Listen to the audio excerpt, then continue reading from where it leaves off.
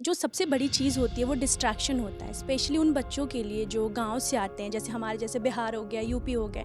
तो वो बच्चे आके डिस्ट्रैक्ट हो जाते हैं। आप समझ सकते हैं डिस्ट्रैक्शन का, कोई पसंद आ गया या कोई आ गई, तो उससे कैसे ओवरकम करें, क्योंकि मोटो तो हमारा क्लियर है कि हमें कुछ करना है। तो वो आप हमें थोड़ा गाइड कर दीजिए सर। देखिए, कोई भी आप लक्ष्य लेके घर से निकलते हो, परिवार में एक निर्णय होता है। फिर परिवार सोचता है हाँ भाई, इसको इस समय हमें सपोर्ट करना चाहिए।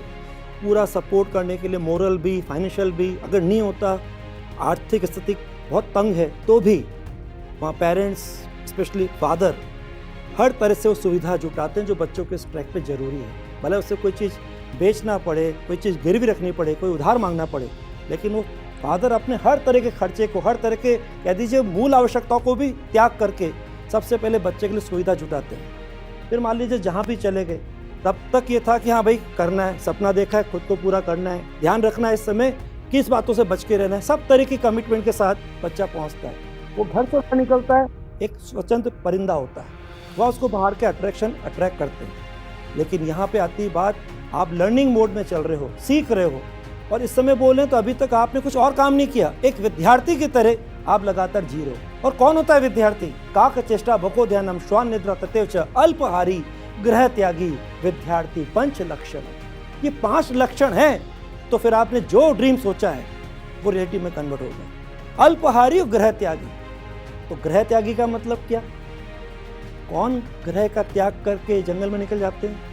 साधु, ऋषि, मुनि, योगी, तपस्वी, साध्वी, यही होते हैं ना। कौन होते हैं ये लोग?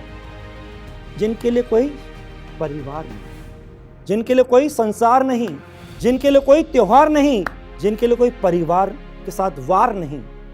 एक जो लक्ष्य साथ लिया उसमें तल्लीन होते हैं, उसमें अलग तरह की सनक लगी होती है, और बाहर की कोई भी एक्टिविटी जिसको आप डिस्ट्रैक्शन कहते हो, वो उनको डिस्टर्ब नहीं कर सकती, विचलित ही कर सकती है। तो वो गुण आपके अंदर होना चाहिए। जहाँ पर भी कुछ होता है, कहते हैं हर चीज़ का एक वक्त होता है, और हर चीज़ जो है उसका वक्त सही वक्त पर आता है। वक्त रहते अगर हम वक्त की कदर करना सीख गए, वक्त के महत्व को समझ गए, तब तो वक्त हमारी कदर आने वाले समय जरूर करेगा। और हर चीज़ का वक्त सही समय पर आता है। इसलिए कहते हैं right work at the right time, at the right place, at the right age of life, that is life.